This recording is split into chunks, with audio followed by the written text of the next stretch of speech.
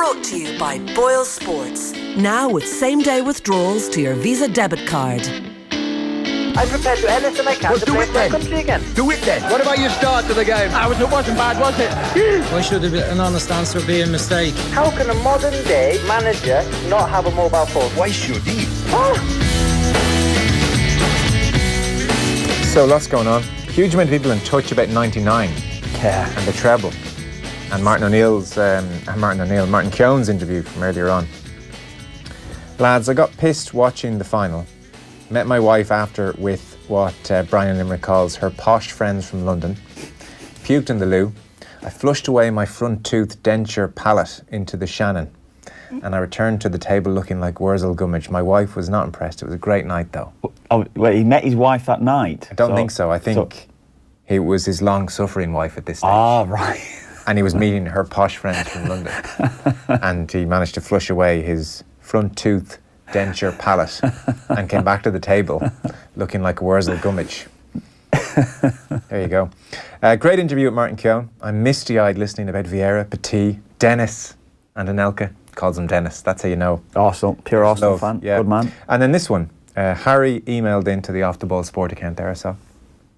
Hello lads. Randomly bumped into Martin Keown after the 2012 All-Ireland hurling replay, which Galway unfortunately lost. He signed my tickets, top man. He has big Galway connections, Keown. Galway, mum, Fermanagh, dad. Mum and dad, yeah. Knowledge, yeah. Yeah. Keown's son declared for Ireland a couple of years Yeah, back. Niall's actually playing up in Scotland at the moment. He plays for us. Martin should have played for us. Definitely should have played for us. Massive, massive Irish background within his family and everything.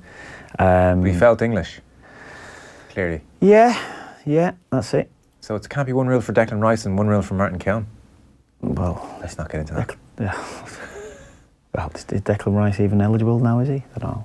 Yeah, I think he is. Is he? I think he's more than eligible. Is he? Somebody wants to know, before we get into Andy Reid, who's waiting very patiently.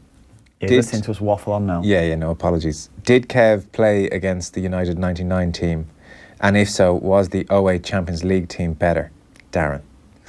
I signed for Sunderland in 99, so they won the league that year, didn't they, 99-2000. They waltzed to the league. That was... I think we drew them that year 2-2. Did you? At the Stadium of Light, yeah. First time I played against Man United at the Stadium of Light. It was a great game. I think we were 2-up and they came back and drew 2-2 against us. That was the year Roy Keane was excellent as well. I think he got Player of the Year that year. Ginola got it the year they won the treble. That was a bit mad, Ginola getting Player of the Year that year. I know he was amazing. Yeah. But I think Keane got it the following year. It's that old one, isn't it? United's season was defined from April to May, in the last 6 weeks of the season, or last maybe March to May. Did you vote in January? 14's end of January, February. Why was that? Well, it's still now to an extent. He's still done it, but it has to be. It's still done in the old balloting format. In the modern world, it makes no sense. Yeah, exactly. You think the lads could be able to do it on email, do it by the phone. Lads won't vote. Lads wouldn't vote. I tell you, if it was to be done on a text message or Andy'd probably tell you now himself, but lads wouldn't vote unless the PFA rep would bring it into you and basically force you to. I don't know if Andy was a PFA rep himself. I actually was never a PFA rep, but let's stop talking about him like he's not here. Hi, Andy. How are you, lads? He's okay. Yeah, we're just waffling on here. Yeah. So what is it with you guys? Can you not just vote now in May? You can't be trusted. Yeah, to be fair, it's hard to round the lads up now, I have to say. I have been PFA rep a couple of times, just chasing the lads around, and you literally have to sit down and make them write that team down. It is proper graft. I would have thought it would be something they would quite enjoy doing, no? These footballers are spoilt. No, not really. You know, I used to just try and get as many Irish lads in. Yeah. Try and give them a little vote, you know. You're in their ear. Seamus Coleman's had a great year, but don't let me influence you. I was. I tell you, my team every year. Andy Reid would have been in there every year, not a bother at all. Shay Given, Robbie Keane, Damien Duff, Richard Dunn, Lee Carsley. If I wasn't in the same, honestly, that was my team. Darren is waiting for an answer to his question. United 99 team. We'll give you 99-2000, similar-ish team. Or the 08 Champions League team, which was what, Tevez and Ronaldo and Rooney. I think, well, it's the achievement, isn't it, in 99? That's the thing. Martin Keown said early on, he said he thinks that team was the best team ever because they would have always found a way to beat you, no matter how, it might not have been pretty at times, but they would have found a way to win a game. So, yeah, Ronaldo's probably the best player from both sides, I'd probably say. But in general, I think that team with Keane and with everyone in that side, I think that team from 99, yeah. Okay. The reason we wanted to speak to you, Andy, and thanks so much for making time, is that a lot of people would have seen the pictures. I mean, it was quite novel to see all the different faces there. Some of us are starting to feel very old looking at all these lads becoming managers. So you were there, Keith Andrews, Robbie Keane, Damien Duff, I saw Neil Fenn there.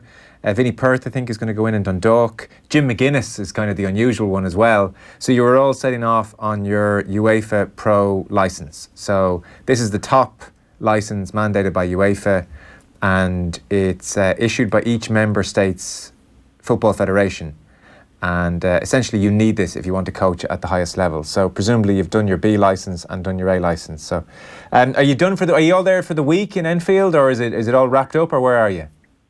Yeah, no, we're still here. We've got we came in on Monday morning, and we've had kind of seminars, coursework, lots of learning, coaching practices, all different kind of stuff, and we finish now tomorrow evening. It's been very full on. You know, you don't get very much time to yourself. It's, you know, there's a lot of information to take on, so plenty of note taking, and you know, the guest speakers have been great. You know, we've been very, very lucky that we've had some brilliant guest speakers on.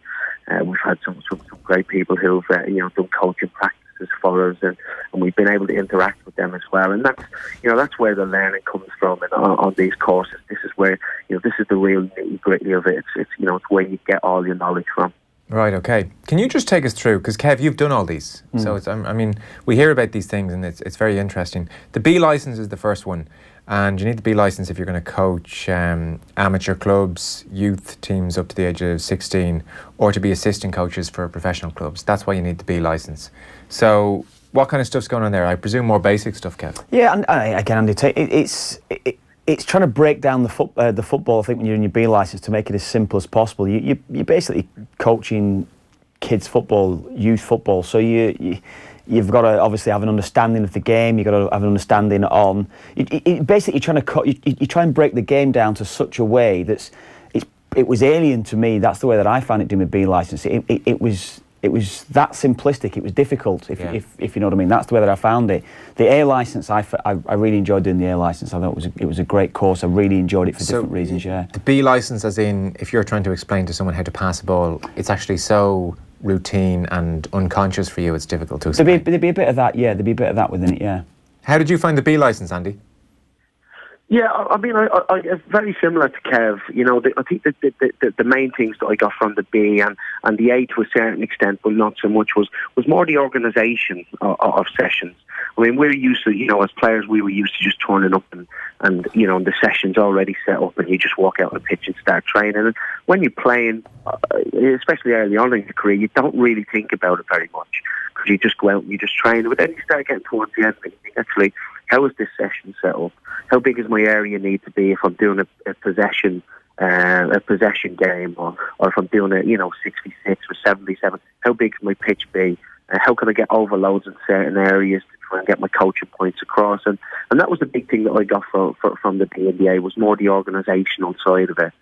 What we found on this pro licence is it's more geared towards managerial processes. You know, there's a lot of you have to manage backroom staff. You know, you've got to prepare teams for games, and so it's more managerial based, the pro licence, with a lot of dealing with external factors, so to speak, i.e. the press and, you know, the chairman and stuff like that. So they're kind of the differences between the B and the A and the pro licence that I've found so far. Yeah, just one thing I just want to go back on the B licence as well, I never mentioned there, Andy. It's finding your own voice on the training ground, that little bit of nervousness, that anxiety that you have when you actually have to go and speak and start to put in a coaching session.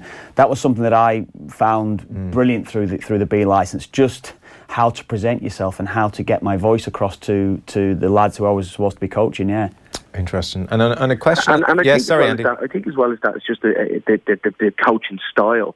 You know, everybody has developed their own coaching style. You know, everybody has a different manner about them. Like what you said, Kev.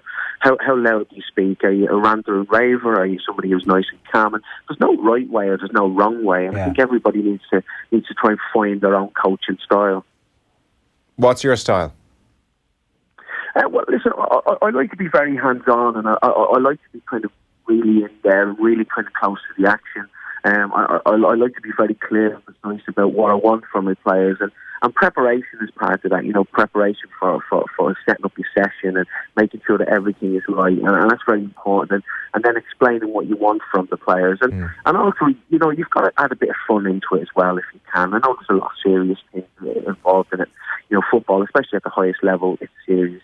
You need to get results, it's very important. But you need to add a little bit of fun into it, especially if you're working with young players. And, I've been working with Ireland's under-18s and you need to add a little bit of fun in it to kind of keep them on board a little bit, to kind of keep them ticking along. So you've got to try and add a little bit of humour into it and try and help them feel as relaxed as possible and as comfortable as possible in the sessions that you're doing. But the main aim of that is then to take it into the game. There's no point in doing coaching sessions and then going out onto the football pitch for a match and nobody doing what you've been coaching all week. That's pointless. So that's the main aim of it. And when you say hands-on and in the mix of it, like, are you like Glenn Hoddle pushing David Beckham out of the way and showing someone how you hit a free kick Andy Reid style? I don't know about that, but sometimes you do be itching to kind of get involved, and then you just realise actually these are 16 and 17-year-olds. I couldn't even catch any of them even if I tried. So, so you got to be careful with that. You want to be involved in it. You want to be part of the session. You want to kind of feel it a little bit because that's what it is. You need to get a feeling for the session when you're in it. Where's the session going? Where is it taking me? How am I going to deliver it? How am I going to get my points across in a really clear and precise way, but in a manner that they want to listen to you, they want to learn. A more basic question about all this. How long does the B licence take? How long does the A licence take? I think the pro licence that you've started on now is about the guts of a year. What about B and A? For me, I think the B took, it was close to a year, and the A was something similar, right. Maybe a little bit more for the A. I think because I was still playing at the time, so so you needed to kind of fit it in and around that, which kind of spaced out and made it be a little bit longer. And the pro license is going to be longer. It's probably going to be about 18 months to 2 years.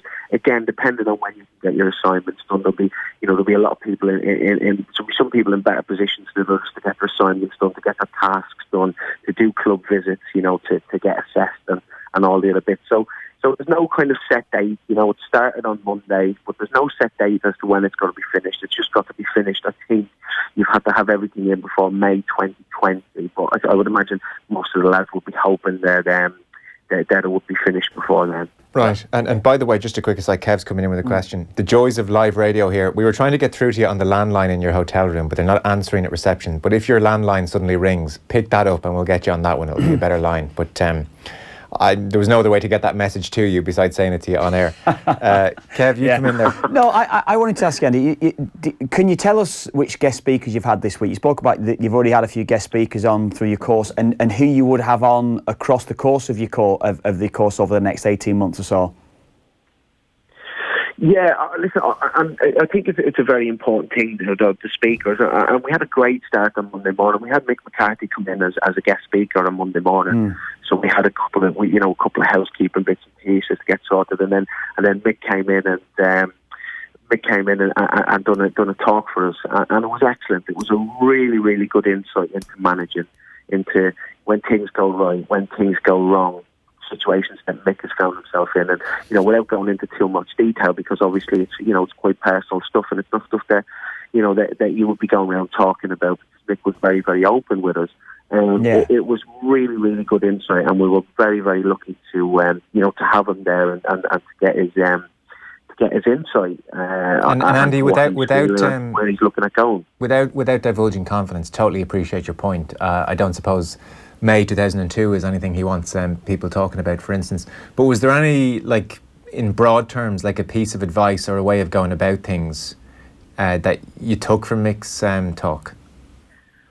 Yeah, well, there was actually loads of little kind of nuggets that you would kind of take, and one there, and speaking to the lads, I think some of the other lads kind of took it as well, was dealing with when you say problematic players who maybe aren't going to be in your team, or you're having to leave them out, and he was really, really good at giving us an insight into how he does that, how he tries to keep an arm around people, try and keep them involved, even though they might not be playing, and it's difficult to tell these players that they're not in the team, but you have to do it. And and it's also difficult to kind of keep them switched on and make them understand, you're still going to be involved.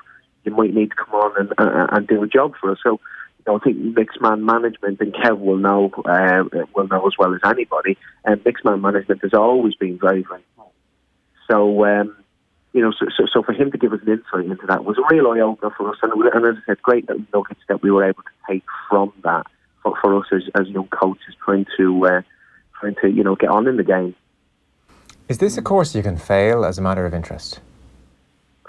Well, yeah, it is. As I said, there's tasks that need doing, there's assignments that need doing, there's club visits, there's assessments, there's all these different things, and we've just had a meeting there about all the requirements that we're going to need to get the pro license and to achieve it and to pass it, and it's a big body of work. There's a hell of a lot of stuff goes into it, and if it's not all produced, and they made that clear to us in no uncertain terms.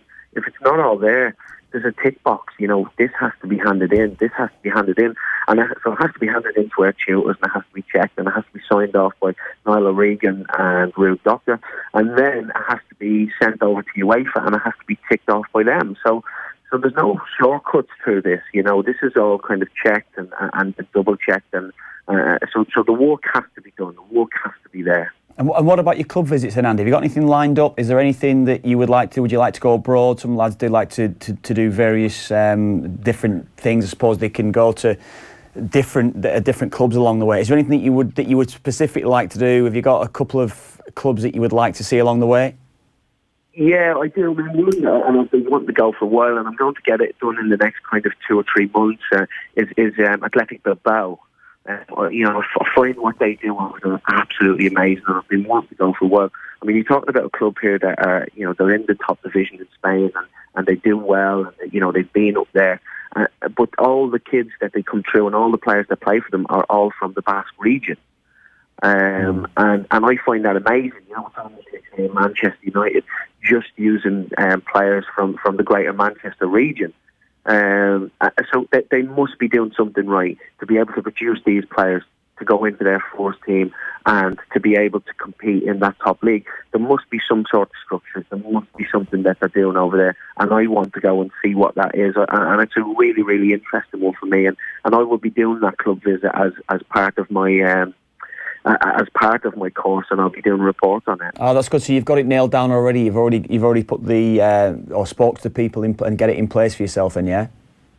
Yeah. So I just need to sort out the time and the place and when suits them and when suits me. But that's definitely something that's going to happen in the next few months for me. As I said, I find it very, very interesting what they're doing over there. There has to be something special going on there. It's a really amazing achievement from a club.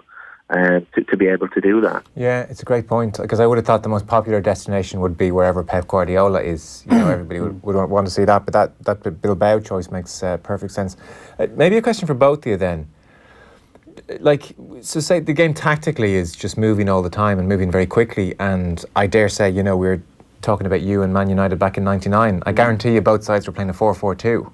Yeah. And so that aspect of the game is changing so much. Where do you learn about tactics? Where do you learn how to respond to a 4-3-3, or if the opposition plays a 3-5-2, what the best way to counteract that might be? Where does that learning take place, or is there just an assumption with these badges, Andy, that you lads will know that already? Listen, the thing about football and about tactics is it's very, very subjective. It's everybody has their own ideas on that. And I think that's what makes you a good coach and a good manager, or not, as the case may be.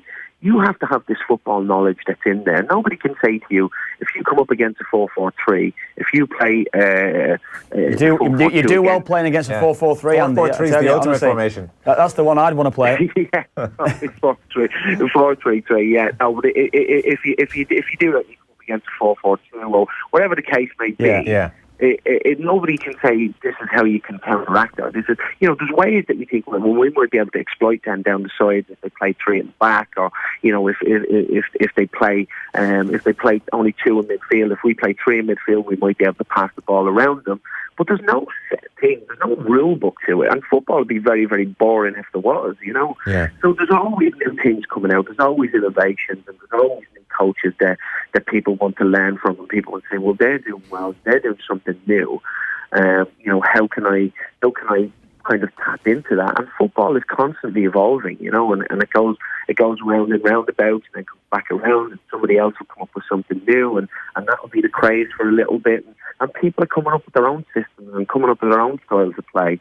And I think that's the great thing about football. That's the great thing about coaching, is that there's such a broad spectrum there, and you've got a blank sheet, and you can go and express yourself as a coach, and hopefully, get across to the team what we're looking for. And then the aim for that, as we spoke about earlier on, when you go into a game situation, and we reproduce what we're looking to do on the training pitch. You're asking the question there. Andy's made several good points within that as well. It's not necessarily in your coaching badges that you're saying, right, okay, you're playing against you'll be asked a question, you're playing against a 3-5-2 or whatever system you're coming up against. What would you do? It's like it's me and you, Joe, me and Andy, whoever it would be. We're actually coming up with the solutions, or trying to come up with the solutions, and what would we do in that position. There's no rule book. As you said, there's no right or wrong. And so could someone there listen to your answers to those questions and come to the conclusion after a couple of times talking to you that actually, Kev, you don't have a notion? Totally. Well, they wouldn't necessarily agree with you, but that's your beliefs and how you think it should be played. But if you follow Andy's point through to its logical conclusion, so Andy, not to misquote you sort of said there, well, it's very hard to teach someone that. There's no rule book, there's no quick manual you can check 4-4-2 equals I play X, Y, or Z. If that's one of the most important things about being a manager, then you could argue that as good as these badges might be, you can't actually teach someone one of the key aspects of being a manager then. Yeah, well, I think the coaching badges now in general, when you're going through, you start to realise that a lot of it, particularly what I'm sure Andy will realise across this course as well, is there is so much more than just what happens on the training ground. I appreciate that, but that is the main thing. Ultimately, we'll always say results are going to dictate what a manager is going through, but to be fair, it isn't that. That's what management, modern day management, particularly at the top level, it isn't about that. Yeah, so it's about budgets and it's about money. There's so much more to it, yeah. But it is interesting that, like, one of the key things, so like how, Manchester City set up their team, how do you play against them? There could be someone in the pro licence who just, I don't know, just go out and hope for the best. It's very hard to teach them. But there's a lot of managers that would have done that would have worked for them. That wouldn't necessarily work on the training ground. I mean, again, it's more so for Andy. I think he's sitting it now, but there'd be a lot of managers that would sit not so much on, but they would sit the coaches, tick the boxes, as Andy said, but they will go about things a whole lot differently when they get back to the club, and that's just how it is. It's very, very, very subjective, and that's the way that it'll always be, I feel, the game. There's no way to coach it, Andy, you feel? There's no way to give people tactical coaching on a deep level, is there? No, I think experience is probably the best tool. Right. It's not an exact science, but being there and seeing it, and if you're clever enough, if you come up against somebody and they really overload you in a certain area, you might kind of go away and do your analysis and come back and say, well, they've overloaded me there. How can I learn from this, and how can I put it right next time? So in a way, that's a learning tool. But as I said, there's no exact science to it. Yeah. And because it's constantly evolving, football is constantly evolving, it's constantly changing, and everybody's trying to get the edge over everybody else. So you kind of counteract one thing, and then they'll try and do something else, and you put something out, and you'll catch somebody out, and then they'll learn from that as well. And you have to constantly change and constantly move on with the times and be innovative. I think is a very, very important thing to be as a coach. What are your own coaching ambitions then? Well, eventually I want to be a manager. I'm on my coaching journey at the moment, and I'm really, really enjoying it. I'm learning all the time, speaking to people all the time. I'm like a sponge at the moment, where I'm just trying to absorb everything. I'm speaking to everybody. I'm taking things on board, and I'm saying, yeah, I really like that. No, that's not so much for me. So I'm kind of filtering things, but eventually I want to be a manager. I feel like I've got the tools for that.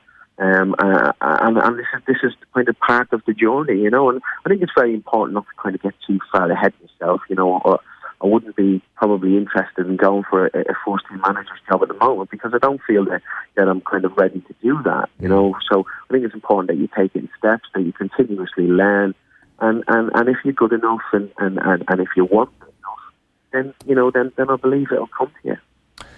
Did you get talking to Jim McGuinness at all? Yeah, I've spoke to him. Yeah. Jim's been good. I think he's really enjoyed the week. He's really enjoyed being around. One thing that I will say, obviously Jim's on the course. One thing that we're actually very, very lucky. You named some of the lads that are on the coach that are on this course earlier on, and it's brilliant to have such a wealth of experience on this course. I mean, we had to do a presentation earlier on a coaching practice that we watched yesterday, and what we decided to do with the presentation was be interactive with the lads. So we have to present it to all the lads on the course. Now, I'm looking at when I'm doing this presentation, I'm saying, we've got such a vast knowledge and such vast experience here in this room. Let's tap into it. So I was throwing questions out to the lads. What did you feel about this part of the session? What did you feel about this? And the answers, the quality of answers that you're getting back and the quality of debate that we ended up having was second to none, and you don't just get that, everywhere you go. So we're all very lucky, I think, with the quality of people that are on this course. That's what strikes me about this pro licence by the sounds of things. It sounds like there's not an exact curriculum that's taught, so you could have Mick McCarthy here and that could be great, and you mightn't get such a good speaker somewhere else necessarily, or equally your classmates mightn't be as experienced or have done as much in the game. So you can probably be a bit unlucky or lucky, Kev. I don't know who spoke to you or what kind of people you had. I had Mike Phelan spoke on our course. I'm trying to think of it. We went to Geneva actually through our course as well. Paki Bonner spoke on our course as well. We had many different people, psychologists, nutritionists, S&C coaches. We had so many different people along different sort of lines that we would have spoke to, and that's what I think Andy will be tapping into across the course of his course as well. Yeah. So has Robbie Keane tried to copy your homework yet, or is that happening? Or? No, not quite. We keep it well hidden. There's no copying going on here. No, but the thing is that you mentioned that. I know we laugh and we joke about that. Yeah. But there'll be no point in looking at what anybody else is doing and taking down what they're doing, because it's about you as a coach and how you develop, and everybody's going to be different. Somebody might have a theory on this and they might want to play this way, and that's great. That's very good for them. But it's not for me, and it doesn't mean that they're wrong or that I'm right. It's just that the fact that everybody is an individual, and there's no right and wrong on it. It's your voice, it's your kind of thoughts, it's your processes, and that's up to you. And I think that's a very important thing, and to understand if you come on a course like this. There's no right and there's no wrong. There's just you doing what you believe is right, and that the tutors are there to kind of guide you along in that. We've got to wrap up. We've gone way over time, but it was really interesting to talk to you about all this. A very, very quick one. We're all keeping a closer eye on Nottingham Forest now than we might usually do, obviously, with Martin O'Neill gone in there and maybe Roy Keane to follow. Do you keep a close eye on how the club are doing? And if so, what kind of players does he have to work with? What can we expect him to achieve as a good end to a season, Andy? Listen, they've got a decent squad. Right. I think, Oita Crank, it was it was a very sticky situation, and he's probably unlucky not to still be in a job, whatever way things turned out. I think he'd done a decent job. He was putting together a good squad. They brought in 14 players in the summer. Some really, really good players as well. He's got players like Lewis Graben and Jack Polback, and they signed Michael Dawson, although he's had a couple of injuries. So, there's some strong players. They signed a lad called Carvalho from Benfica for 14 million. Technically, he's a really good player. Plays in the number 10 position. So there's some strong players there. It's a good, decent squad, and with just maybe a little bit of tweaking, I don't see any reason why they can't go on a decent run.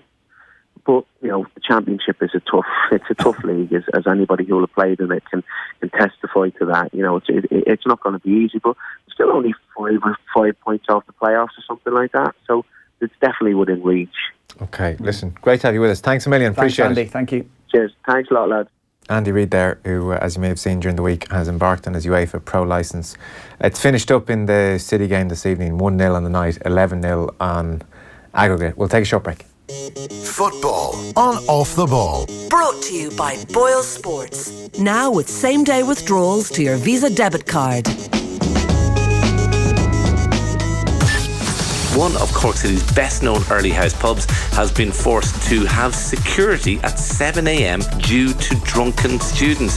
Mary Shields, Fianna Fáil, Cork City Councillor, what is going on in Cork? I was absolutely horrified. I mean, I don't think parents would appreciate their young teenagers who they're paying a lot of fees for in college would be happy to think that they're drinking at 7 o'clock in the morning. Hear the full News Talk Breakfast podcast at newstalk.com and on the News Talk app. For when life feels a little squeezed, Ulster Bank has a wide range of low mortgage rates that could really help. For when you're moving house to get more space or switching your mortgage to get more breathing room. See what you could save. Search Ulster Bank Switch or Move. Ulster Bank. Help for what matters. Warning, if you do not keep up repayments, you may lose your home. Warning, if you do not meet the repayments on your loan, your account will go into arrears. This may affect your credit rating, which may limit your ability to access credit in the future. Maximum loan to value is 90%. Security and insurance required. Product fees may apply. Over 18s and residential mortgages only. Lending criteria, terms and conditions apply. Credit facility subject to repayment capacity and financial status. Ulster Bank Ireland DAC is regulated by the Central Bank of Ireland. Tenerte como socio sería fantástico para nuestro equipo. Tim has now been video calling on his mobile with his potential new business partners in Madrid for 45 minutes and 37 seconds. Luckily, time on his phone isn't a concern for Tim. With 3's €20 SIM-only business plan, he gets all calls, all texts, and all you can eat data. So he can just keep nodding while he Google translates what on earth they're saying. Switch today at your local 3 store or visit 3.ie/business. 3. Make it count. €20 a month for the first 6 months, €30 a month thereafter. 30-day minimum term. Fair usage allowance applies to data used in the EU. See 3.ie. Are you interested in working in America? Are you in your final year? Or did you recently graduate from college? Grow your international experience with the Use It 1-Year Graduate Work USA program. Now in the final year of the pilot program, 2019 could be your last chance to do the Use It Grad Visa. Book on useit.ie. Football Index is reinventing football betting. You can buy and sell the world's top players. Their value may go up and down, but it's not over with the final whistle like a regular bet. Football Index, reinventing football betting. Start building your portfolio today at footballindex.co.uk or download the app now. New customers only, minimum deposit and conditions apply. Gamble responsibly. Bon Secours Hospital Dublin. If you're in need of urgent medical care for conditions such as chest pain, respiratory, bowel or stomach problems, ask your GP to refer you to the Bon Secours Medical Assessment Unit for same-day consultant opinion. You will be assessed and either admitted for further investigation and treatment or discharged with a treatment plan. The Bon Secours Hospital Dublin is covered under most insurance plans. To find out more, visit bonsecours.ie/Dublin. Bon Secours. Advanced medicine, exceptional care. That's the sound of time running out. Running out on your chance to save at the Harvey Norman Big Sale. With last chance savings on vacuums and home appliances ending soon. Get the Dyson V8 Absolute cord-free stick vacuum with up to 40 minutes fade-free suction for just €349, saving you €50. Or get the Dyson Hot and Cool fan for just €349, saving you €100. The Harvey Norman Big Sale. In store and online. Must end soon. Go! Mattresses-delivered.ie. Nationwide delivery within 48 hours for free. That's mattresses-delivered.ie. Lowest prices guaranteed. Don't forget the hyphen. T's and C's apply. Off the ball. This is News Talk. So I'm not sure, is it a moneymaker? Is it really, really useful, this pro-licence stuff? What do we think? Yeah, yes, I do think that they're very, very useful. I think, and something that Andy touched on there as well, I think you can't underestimate. When I say moneymaker, they're dear to do. Yeah, they are expensive. Might be 7, 8, 9, 10 grand to do the pro licence. Very expensive. Yeah, they are expensive to do. Yeah, but I think it's what you're learning from, as Andy touched on, the knowledge. And it could be basic things that some of the people would have. I'm sure that people like Jim McGuinness they'll have a different side to bring to that course, and it'd be great to learn from him. It'd be great to learn from someone else that's coached a lot of youth football, and I think that's where I felt as though that you learn a lot more from your peers and the people. Some of the lectures were excellent, don't get me wrong, But in general, most definitely from the people that's on the course with, I felt I learned so much more from. Did you do yours thinking you might go into coaching and would go into coaching? And stay in coaching? Yeah, I was coaching at the time, I was coaching up at Hull at the time. And that was the plan. It was the plan. And then Nicky Barmby lost the job, his job. I was then going to be taking the 21s at the time, on the 23s. And then I was out of a job. And I was then persuaded to go back and play, to play actually. And I just, after that experience, it was just like, I know how quickly you can be in and out of a game, and lads who I would know now, they say, I'm great friends with Lee Carsley, and Lee has had a career now over the last 7-8 years, which has been, club into international football, back out of international football, and he's had so many different jobs over that time, and he's been very fortunate to stay in the game for as long as he has, and I think that's why, in general, he's probably taking his time before he's actually going to be decided. Ultimately, he will probably want to manage, he will want to go and take top jobs. But he's choosing the right job when to do it, and I think that is the key, I think, when you go into coaching and management. So that's quite a sliding doors moment then, the Nicky Barmby dismissal. If that doesn't happen and he stays on there for another few years... I wouldn't be alongside John Malloy now, is that what it is? That's what I'm asking, do you think so? No, I would have stayed at Hull. I would have 100% stayed there for at least another season. Probably with the contract length, it probably would have been another 3 seasons. And then you're starting to get into it then, I mean, you might be a career coach or a manager. Yeah, definitely. And it's the things probably in my personal life as well that changed and dictated where I was going to, that influenced me maybe to take another year at Coventry. That would have certainly influenced that one. But yeah, it definitely is a sliding doors moment. I would say would be in coaching now, yeah. And do you think you're done now? There's no going back? Oh, it's probably 6 years, 5 years now. 6 years, and it's a long time. You'd still go back though, couldn't you? Yeah, I probably could, but I'd have to certainly go back to basics again and start to just get the feeling for it again. I'm sure it would come back. I enjoyed it when I was doing it, but I've got no plans to at the moment, no. You're enjoying this too much? I'm enjoying being alongside you, Joe. Jeez, it must be miserable being a coach. I've done Burton a disservice, by the way, 10-0, not 11. Yeah, you've killed them there, Joe. Yeah. Jimmy Floyd Hasselbank and Scott Minto doing the coverage. Yeah. Jimmy looks like he wishes he was anywhere else. But that's a killer for Sky tonight, that game, isn't it? Because Sky have really had a big play at building up the Carabao Cup and how good it is. And in fairness, you've got 3 of the best teams in the Premier League in the last 4, and then City do to Burton what they did in the first game. So that game tonight is a non-event, isn't it? And tomorrow night should be a good one. Chelsea Tottenham will be a very good game, yeah. Imagine your poor old Jimmy Floyd getting the call tonight. Jimmy. Burton manager, you wouldn't even know he was actually Burton Albion manager, Joe. Oh, was he? He was, yeah. Is he working at the moment? He went to QPR from Burton. I don't think he's not in a job at the moment. I don't think, you might correct me on that, but I don't think he is now. There are a few quick things just to let people know what's gone on in the world today and maybe get your thoughts on some of them. So David Beckham to Salford. That's the romantic story of the afternoon. He's taken a 10% stake in Salford. What do you know of Salford?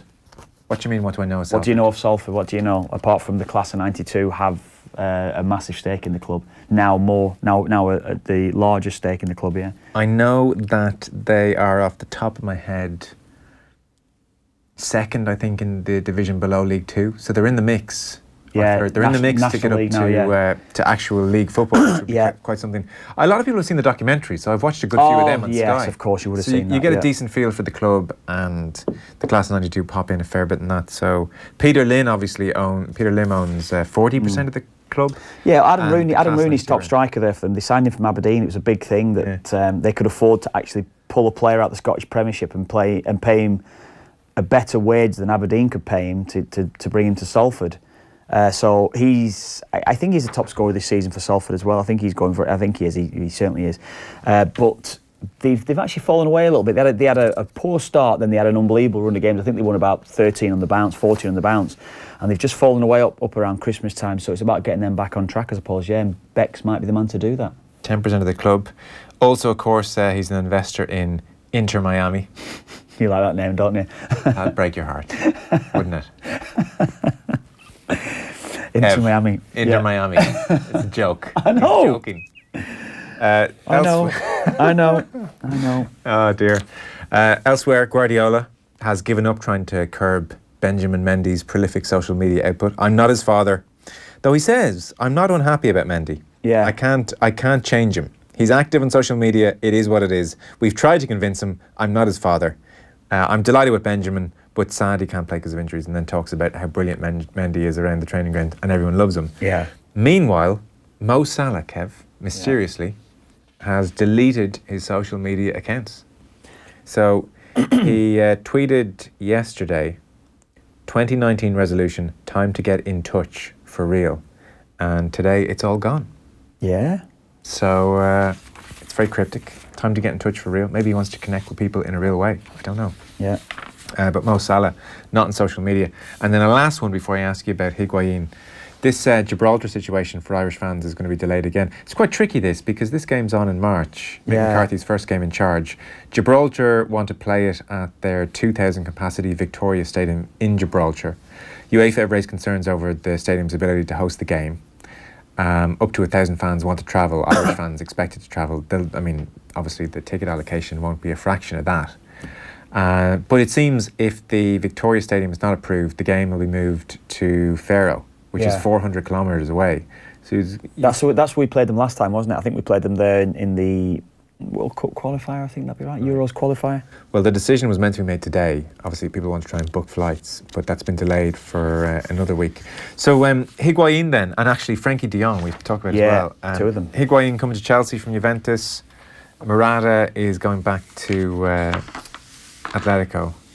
Yeah, Higuain's goal-scoring record is fairly phenomenal. Is he still in decent shape? So, with Madrid, his peak years, 107 goals in 190 games. Napoli, 71 in 104.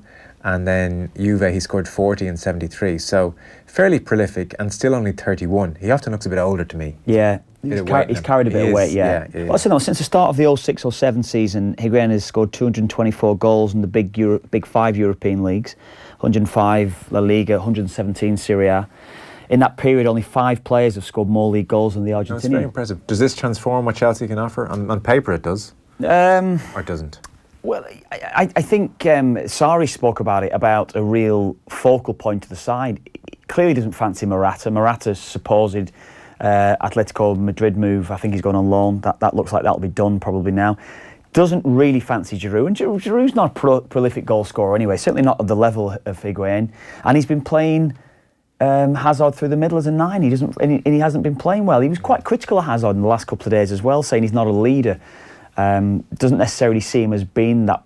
I assume by that he was meaning the focal point of the side, but I think there's a bit more to it than that. He seemed to me like he was having a bit of a pop at Hazard, he's questioned the attitude of the team in recent weeks as well, about how difficult it is to motivate them. So yeah, I think Higuain is certainly the player that's worked well under Sarri before. So that's the thing. I think he scored 36 goals under Sarri in Sarri's season. So I think it's I think he'll do well under him. I do. He's certainly the sort of player. It's his weight issues that he's had. He's clearly had those issues all. Frankie de Jong has been much heralded for a while now. He's 21 and he's going to join Barcelona at the end of the season. He'll stay at Ajax for the rest of the season.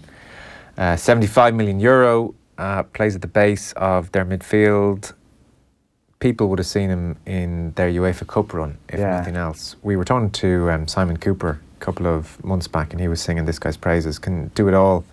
Passer, dribbler, really brilliant player. Everybody's been chasing him. All the big clubs. He's only got 3 goals and an assist this season, but I think anyone who would have seen him realise that's not his game. He's not going to be getting on the end of moves. He's very much at the base of midfield, cool and calm under pressure, excellent passing range.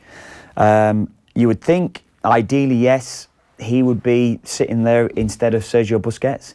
I think that's the sort of role that he'd be playing. I don't think they can play together. I don't think there's probably real legs within that Barcelona side, or they need to get legs around one or the other of those players to seriously go and compete again. So I think it'll be de Jong instead of Busquets, and this could signal the end of him. That's the way I would look at it, because he's the type of player that will constantly look, as I said before, he'll take the ball under pressure in any part of the pitch, starts attacks forward, good link man from defence to midfield into attack. He's a great player in that respect, considering he's only 21 years of age as well. Only 6 caps for Holland. That will, of course, improve over time as well. So, yeah, big signing for Barca. Okay. Big signing.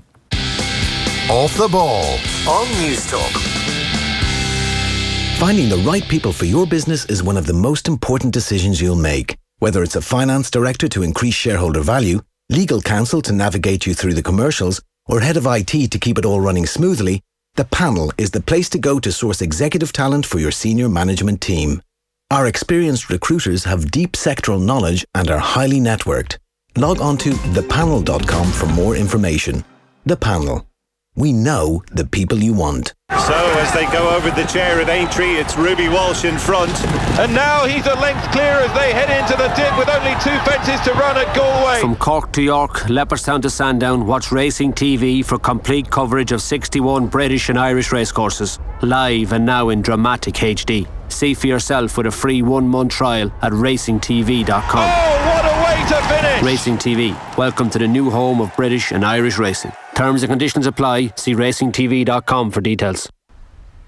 Whether in the cowshed or wandering in luscious fields of grass, the dairy cattle... Okay, stop. We don't need the over-the-top voice. The simple fact is that all McDonald's semi-skimmed milk is from Irish farmers. And not only that, it's also from Bord Bia Assured Farms. So, all the milk in your teas, coffees, porridge, and even Happy Meal milk bottles is Irish. Which is good to know.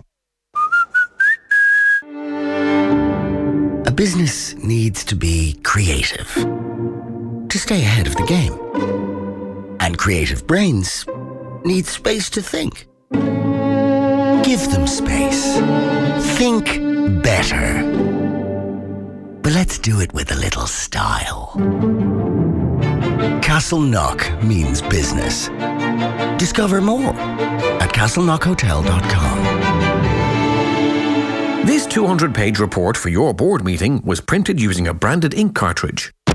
And this 200-page report was printed using a high-grade ink cartridge from inkjet.ie. What's the difference? Oh, about €15. Get quality ink cartridges from just €2 and fast delivery at inkjet.ie. Urban living, great design, Scandinavian function and style, deeply rooted in timeless Danish tradition. Bow Concept Arnott's and Beacon South Quarter. Sale now on. That's the sound of time running out. Running out on your chance to save at the Harvey Norman Big Sale. With last chance savings on beds and mattresses, and they must end this weekend. Big savings on bedroom furniture, up to 60% off. Big savings on mattresses, starting from $129. Big savings on home accessories, up to 50% off bed linen, plus low prices on upholstered beds, wardrobes and bedroom furniture. It's the final weekend of the Harvey Norman Big Sale, in store and online. Don't miss out. Go!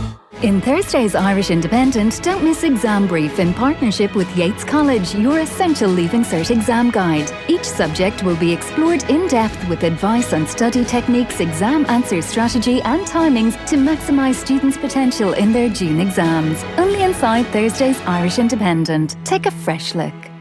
Off the ball. This is News Talk.